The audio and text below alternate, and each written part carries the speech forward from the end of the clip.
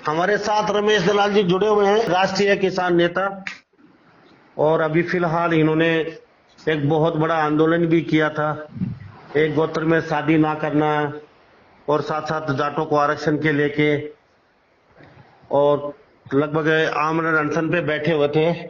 और वहां पे काफी बड़े किसान नेताओं ने आके इनकी भूख हड़ताल को तोड़वाया अभी। तो रमेश दलाल जी, आपका बहुत बहुत स्वागत है हरियाणा न्यूज 24 पे। जी नमस्कार, आपके दर्शकों को नमस्कार।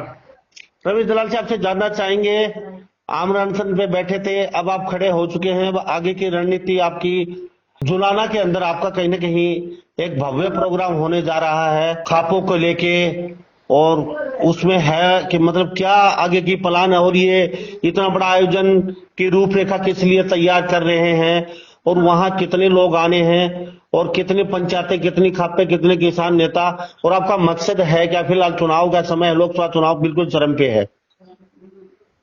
देखिए, 17 मार्च को आमरण अनशन हमने स्थगित किया है क्योंकि आचार संहिता लग गई थी 16 मार्च को जी। और अब हमारे दो जो प्रमुख मुद्दे हैं कि 12 राज्य के जाटों को और उसके साथ जो अन्य 5 जातियां हैं, बिश्नोई, रोड, त्यागी, मूड़े जाट, सिख जाट इत्यादि को भी आरक्षण मिले जी। उन्हीं मुद्दों पर और समगोत्र विभाग को अवैध करार दिया जाए, नया कानून बने, उन्हीं मुद्दों को लेकर ये एक जुलाना के नंदगढ़ गांव में इसी 7 अप्रैल को एक पंचायत है। तो जुलाना तो इस के पंचायत में यही मुद्दे रहेंगे। जी जी, हाँ जी, हाँ जी, और ये सिर्फ जुलाना क्षेत्र की है जी, ताकि ये मुद्दा आगे जीवित रहे। और जैसे ही चुनाव खत्म हो जाएंगे, 4 जून को परिणाम आ जाएगा, तो उसके बाद दोबारा से 16 जून से हमने पहले ही डिक्लेयर कर रखा है जी, कि हम आगे इन्हीं दोनों मुद्दों पर अपने आंदोलन को फिर तेज करेंगे। तो दलाल साहब, आपसे एक बात जानना चाहेंगे, आप राष्ट्रीय किसान नेता हैं, फिलहाल जुलाना को लेके ही ये आपने क्या दिमाग में रखा? 5 जातियां, इनको आरक्षण मिलना चाहिए, इसके साथ साथ आप समगोत्र में विवाह नहीं होना चाहिए एक गोत्र में, तो ये जुलाना को ही क्यों चुना? पूरे हरियाणा की, हरियाणा लेवल के, हरियाणा सदर की किसानों की पंचायत क्यों नहीं हुई? अभी पूरे हरियाणा की चुनाव के माहौल में ठीक नहीं है। और रही बात जुलाना की, क्योंकि जींद जो है वो हरियाणा के मध्य में पड़ता है और जुलाना वो सही मध्य में पड़ता है हरियाणा के, तो इसलिए जुलाना क्षेत्र में एक जींद के क्षेत्र में एक पंचायत हो जाएगी तो ये मुद्दा जो है ना आगे बढ़ता हुआ दिखाई देगा। तो खाली जींद जिले से लोग आ रहे हैं, खाली जुलाना विधानसभा क्षेत्र से ही लोग रहेंगे यहाँ पे? नहीं, अभी तो जुलाना क्षेत्र से ही रहेंगे, जुलाना विधानसभा क्षेत्र से। ओके। क्योंकि चुनाव के माहौल में पूरे जिले का या अभी प्रांत का बुलाना वो मैं उचित नहीं समझता, क्योंकि अभी सबका दिमाग कहीं न कहीं चुनाव में उलझा हुआ है। और ये क्योंकि गैर राजनीतिक आंदोलन है, गैर राजनीतिक आंदोलन, इसका राजनीति से कोई लेना देना नहीं है, तो इसलिए अभी ये रखिए, फिर बीच बीच में हमारी और भी मीटिंग होती रहेंगी। ठीक है। रमेश दलाल जी, आपसे एक बात जानना चाहूंगा। चलो, बहुत अच्छी बात, आपका कौन सी जगह आपका प्रोग्राम है नंदगढ़ में, और कितने बजे आपका ये प्रोग्राम शुरू होने जा रहा है? और यहाँ पे जुलाना के बातचीत करें, कितने पंच, सरपंच, चौकीदार, नंबरदार, आमजन, कितनी जनता जनार्दन वहां पे पहुंच रही है, और कितने बजे तक प्रोग्राम चलेगा? आपने कहा सिर्फ 2 मुद्दे हमारे, समगोत्र में विवाह नहीं होगा, इसके साथ साथ हमें आरक्षण मिलना चाहिए 5 जातियों को, जिसमें बिश्नोई, रोड जैसे जाट जैसे 5 आपने गिनाए। इनके अलावा भी कोई मुद्दे रहेंगे आपके? यस, एक मुद्दा और है जमीन अधिग्रहण का, क्योंकि यहाँ पर 152D जो रोड गुजर रहा है, पहले भी मैंने जुलाना के लोगों की लड़ाई लड़के उनका मुआवजा 2.5 गुना बढ़वाया था। तो अब वो 2-2 किलोमीटर दोनों तरफ जमीन जाएगी, यानी 4 किलोमीटर की पट्टी 152D के दोनों तरफ जाएगी।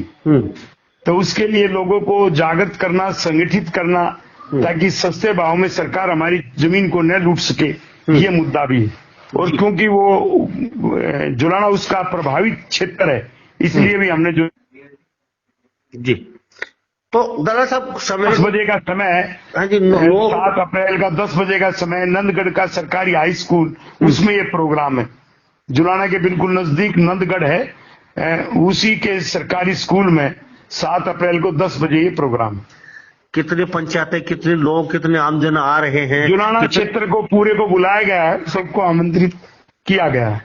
तो ये कह रहे थे कि चिट्ठी पाड़ने का ये क्या सिलसिला है, समझा नहीं आपका? नंदगढ़ 12 है और उसके साथ लाठर 12 भी है। तो नंदगढ़ 12 और लाठर 12 ये चिट्ठी पाड़ने का होता है कि भी अपने नुमाइंदे जो उनके होते पंचायत में उनको बुला लेना, ठीक है, विधिवत रूप से। ठीक है। तो इस अभी चुनाव का समय है, तो आपको नहीं लगता कहीं न कहीं किसानों के मुद्दे पूरे नहीं हुए? एमएसपी वगैरह के बहुत चल रहा है, कोई आड़ती अपने मुद्दे लेके बैठे हैं, कोई कुछ लोग अपने मुद्दे लेके बैठे हैं, तो इस सिलसिले में भी कुछ वहां बातचीत चलेगी या खाली सिर्फ अपने 3 मुद्दों पे बातचीत रहेगी वहां? नहीं, अभी 3 मुद्दों पे बातचीत रहेगी। जो एमएसपी का जो मुद्दा है उसमें भी संयुक्त किसान मोर्चा एक मत नहीं है। एक आंदोलन पंजाब के 2 बॉर्डर पे चल रहा है, संयुक्त किसान मोर्चा उसके अपनी अलग लाइन पकड़े हुए है। जब तक वो एक नहीं होंगे तो कैसे बात बनेगी? हम इन 3 मुद्दों पर लड़ रहे हैं, लेकिन तो अच्छी बात है, एमएसपी के ऊपर आंदोलन जारी रहना चाहिए। लेकिन फिलहाल 2 दिन पहले एसकेएम की मीटिंग हुई है राष्ट्रीय स्तर की, वहां पे पूरे राष्ट्र के नेता आए हुए थे और उन्होंने ऐलान किया है वे सरकार के खिलाफ, हमें बीजेपी से मतलब नहीं है, सरकारों से मतलब है। एमएसपी नहीं मिली, 700 किसानों की शहादत हो चुकी, अब तो कोई सुनने वाला नहीं है, और भी कई हमारे मुद्दे हैं, उनको लेके घर घर जाएंगे और सरकार के खिलाफ हम प्रचार करेंगे, आम जन तक पहुंचने की कोशिश करेंगे। तो उसमें भी आप कहीं ना कहीं नजर नहीं आए उसमें राष्ट्रीय स्तर की मीटिंग में? देखिए, मैं संयुक्त किसान मोर्चे में हमारा संगठन उसका कोई हिस्सा नहीं है, हम बाहर से समर्थन उनको करते हैं, ठीक है। और रही बात यह कि चुनाव के दौरान न हम किसी पार्टी का विरोध करेंगे और न किसी पार्टी का समर्थन करेंगे, क्योंकि पूर्ण रूप से हमारा आंदोलन गैर राजनीतिक है, गैर राजनीतिक रहेगा। किसी एक पक्ष का बनना या एक पक्ष के समर्थन दे देना, ये तो फिर अपने आंदोलन को कमजोर करने वाली बात होगी, क्योंकि सभी पार्टियों में लोग होते हैं और उनके बीच से रास्ता निकालना 3 जो है ना बहुत ज्वलंत मुद्दे हैं। एमएसपी से भी महत्वपूर्ण मुद्दा जमीन अधिग्रहण का। जब जमीन ही नहीं बचेगी हरियाणा में तो एमएसपी का लाभ हरियाणा में तो होगा नहीं। हरियाणा की जो नया कानून 2021 में बना, और वो उस समय बना जब ये किसान बॉर्डर पर बैठे थे और उस मुद्दे को इन्होंने टच नहीं किया एसकेएम ने, तो उस समय हरियाणा विधानसभा में वो कानून बन गया जिसको 2015 में मोदी 3 बार संसद में लेके आया और संसद में वो पास नहीं हुआ, और वही कानून उठा करके और हरियाणा विधानसभा में पास हो गया, उसके ऊपर कोई भी नहीं बोला। तो इसका मतलब जो है जमीन अधिग्रहण का मुद्दा तो कई साल से रमेश दलाल ही उठा के लड़ रहा है और रमेश दलाल को लेके आगे बढ़ना है। तो एमएसपी से भी पहली जो हमारी प्राथमिकता है वो जमीन अधिग्रहण के मामले पे, जो आज के दिन जो हरियाणा में बहुत कम मुआवजा मिलता है, 4 गुना भी नहीं मिलता, बाजार मूल्य के बजाय डीसी रेट पे मिलता है, नौकरी का प्रावधान था उसको हटा दिया। तो हरियाणा में जो हरियाणा के किसानों के साथ विश्वासघात हुआ है, और उस विश्वासघात के खिलाफ न तो कोई राजनीतिक पार्टी और कोई राजनीतिक नेता बोल रहा है, चाहे सत्तारूढ़ पार्टी का हो चाहे विपक्ष का हो, और न उसके ऊपर कोई किसान नेता बोल रहा है। जी रमेश दलाल जी, आप भी राष्ट्रीय नेता हैं, बहुत बड़े बड़े मुद्दे उठाए हैं, कहीं ना कहीं वो सफल भी हुए आपके। फिलहाल जिस तरीके से क्या देख रहे हैं, जैसे भारतीय किसान यूनियन, एसकेएम वगैरह कई संगठन हैं, फिलहाल कहीं ना कहीं वो सरकार के खिलाफ यानी कि एकजुट दिखाई दे रहे हैं और कहीं ना कहीं चाहते हैं कि सरकार ने एमएसपी लागू नहीं की, किसानों की शहादत हो चुकी, वो कहीं ना कहीं दुखी हैं, वो दुखी हैं, तो इनके खिलाफ जो प्रचार जा रहा है, तो आपके हिसाब से क्या लगता है, ये एक तरफा किसी पार्टी के खिलाफ? आप भी किसान नेता हैं, तो आपसे जानना चाहेंगे कि इस समय आके किसी पार्टी के खिलाफ और इतना बड़ा संगठन अगर काम कर रहा है तो कितना जायज और कितना सही है? देखिए, जो इनकी काल है उनके बारे में मैं कोई टिप्पणी नहीं करूंगा, रमेश दलाल को टिप्पणी करनी भी नहीं चाहिए। और जहां तक बात आंदोलन तो हमेशा सरकार के खिलाफ होती, लेकिन एक बात को समझ लेना चाहिए, आचार संहिता के दौरान कोई भी सरकार सुन नहीं सकती है। तो कम से कम जो आचार संहिता के दौरान रमेश दलाल का जो जनता आवाज है, पब्लिक वॉइस है, या उससे जुड़े हुए कई प्रांत में जो हमारे समर्थक हैं, अब आचार संहिता के दौरान हम सरकार से कुछ बात लेकर के बैठे, वो सिरे चढ़ने वाली नहीं होती है। तो चुनाव के बाद जो भी सरकार बनेगी, जो भी प्रधानमंत्री आएगा, उसके खिलाफ हम फिर मोर्चा खोलेंगे। मान लो सरकार बदल भी सकती है, एनडीए के बजाय जो इंडिया गठबंधन है उसकी भी आ सकती है, या वापस एनडीए गठबंधन भी आ सकता है, और वापस हो सकता है एनडीए गठबंधन तो आ जाए लेकिन नरेंद्र मोदी जी की बजाय कोई और भी प्रधानमंत्री आ सकता है, या नरेंद्र मोदी प्रधानमंत्री बन सकता है। तो हम तैयारी कर रहे हैं कि जो भी सरकार नहीं आएगी केंद्र में, हम उसके खिलाफ संगठित तरीके से लड़ सके और अपनी मांगों को मंजूर करवा सके, उस तैयारी में लगे हुए जी। तो दलाल साहब, आप नेता हैं, बहुत सुलझे हुए नेता हैं, तो आपकी नजर में भी आप मानते हैं आचार संहिता के बाद कहीं न कहीं किसी सरकार के खिलाफ एजेंडे के तहत काम करना सरासर गलत है? नहीं, मैं गलत का, प्रजातंत्र में सबको अपने विचार रखने का अधिकार है, उसके ऊपर हम किसी को गलत कहें। आपने देखा कि जाट आरक्षण 12 राज्यों में हम जो मांग रहे हैं, हम किसी जाति के बारे में भी कोई टिप्पणी नहीं करे, सभी जातियां हमारा समर्थन दे रही है।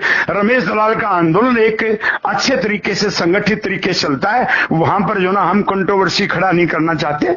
जो भी आदमी अपना लाइन पे आंदोलन करता है उनको हमारी शुभकामनाएं सबकी। आप अपनी विचारधारा, आप अपने संगठन है, किसको क्या फैसला लेना प्रजातंत्र में, ये संविधान में उनको अधिकार है, उनको करने दें।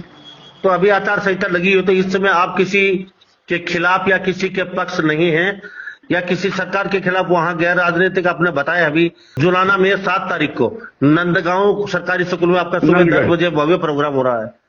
हाँ, तो वहां किसी एजेंडे के तहत कोई काम नहीं है? नहीं, कोई राजनीतिक बात नहीं है। और राजनीतिक बात तो राजनीतिक पार्टी आप करेंगी और जनता को वोट डालनी है, जिसको जहां वोट डालनी है वो डालने। सबसे बड़ा त्योहार है प्रजातंत्र का, ये पर्व है। इस पर्व में जिसकी जहां जिम्मेवारी बनती है वो किसी को भी वोट डाले, ज्यादा सबको वोट डालनी चाहिए, अपने घरों से निकलना चाहिए जी। ये हमारी लोगों को सलाह और प्रार्थना है। और हमारे मुद्दे आपको हमने बता दिए। जमीन अधिग्रहण में जो कम मुआवजा है, जो हरियाणा को लूटा गया है, और तब लूटा गया जब ये बॉर्डर पे किसान बैठे थे, उस समय हरियाणा विधानसभा में वो कानून बना दिया जो देश की संसद ने जिसको स्वीकार नहीं किया। मोदी जी वहां तो हार गए और हरियाणा में कामयाब हो गए। तो इसका मतलब हरियाणा में कामयाब करने के लिए ये तो कोई षड्यंत्र नहीं था, और कई बार षड्यंत्र चलते रहते हैं। तो हम कोई भी रमेश दलाल का कहना, कोई जो संगठन आंदोलन चला रहे हैं उनका अपने कार्यक्रम है, उन सबको हमारी शुभकामनाएं। और जनता को हम तो यही प्रार्थना करेंगे अपने घरों से निकले, ज्यादा वोट डालें, लेकिन 3 मुद्दे ये राजनीति से ऊपर उठ करके हल होने चाहिए, जिसमें समगोत्र विवाह का मुद्दा, और 12 राज्यों में जाट सहित 6 जातियों को केंद्र की ओबीसी में आरक्षण का मुद्दा, और तीसरा जमीन अधिग्रहण के कानून को वापस लिया जाए जो हरियाणा विधानसभा में पास हुआ है, और जो देश में कानून 2013 का बना हुआ है उसके अनुसार हमें मुआवजा मिले। ये हमारी मांगे है जी। दलाल साहब, आपको बहुत बहुत धन्यवाद, बातचीत की कीमती समय दिया आपको। और 7 तारीख को आपसे मिलते हैं हम जुलाना में। ये नंदगढ़ गांव है, जुलाना में नंदगढ़ 12, ये 12 होता ना, जैसे 24 12 जी, अठकामा, तो ये 12 गांव का संगठन नंदगढ़ हेडक्वार्टर है जी। तो कुछ आह्वान करेंगे चलते चलते, लोगों से कुछ कहना चाहेंगे हरियाणा के लोगों को? बस लोगों से यही कहना चाहेंगे कि जो प्रजातंत्र में जो पर्व है, हमारा प्रजातंत्र सुरक्षित रहे, और इसमें जो है ना चुनाव में ज्यादा भागीदारी लेकर के अपने मत का प्रयोग करें। जहां जिसकी इच्छा है वहां अपना वोट डालें, और आपस में कलेश नहीं करें। आपस में जो ना जहां जिसने वोट डालनी उसकी डालें, लेकिन एक दूसरे के लिए हम इस प्रकार की भावना न फैलाएं कि जिससे बहुत दिन तक कटुता पैदा रहे। कटुता से बचना चाहिए जी। रमेश दलाल जी, आपका बहुत बहुत धन्यवाद, बातचीत की आपका कीमती समय दिया। Thank you. तो हमारे साथ रमेश दलाल जी जुड़े थे खास बातचीत में।